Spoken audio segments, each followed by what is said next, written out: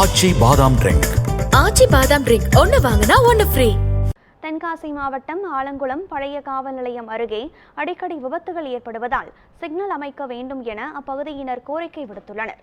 ஆலங்குளம் புதுப்பட்டி சாலையில் அரசு மேல்நிலைப்பள்ளி, ஊராட்சி ஒன்றிய தொடக்கப்பள்ளி மற்றும் தனியார் மேல்நிலைப்பள்ளியும் அமைந்துள்ளன. இந்த பள்ளிகளுக்கு செல்லும் மாணவ மாணவிகள் பழைய காவல் நிலையம் அருகே சாலையை கடக்கும் போது அடிக்கடி விபத்து ஏற்படுவதாக கூறப்படுகிறது. அப்பகுதியில் சாலையை கடந்த மாற்றுத்திறனாளி ஒருவர் மீது கார் மோதி விபத்து ஏற்பட்ட நிலையில் நல்வாய்ப்பாக அவர் சிறு காயங்களுடன் உயிர் தப்பினார். இந்நிலையில் பழைய காவல் நிலையம் அருகே போக்குவரத்து காவலர் ஒருவரை நியமிக்கவும், தானியங்கி சிக்னல் அமைக்கவும் வேண்டும் என பொதுமக்களும் சமூக ஆர்வலர்களும் மாவட்ட ஆட்சியருக்கு வேண்டுகோள் விடுத்துள்ளனர்.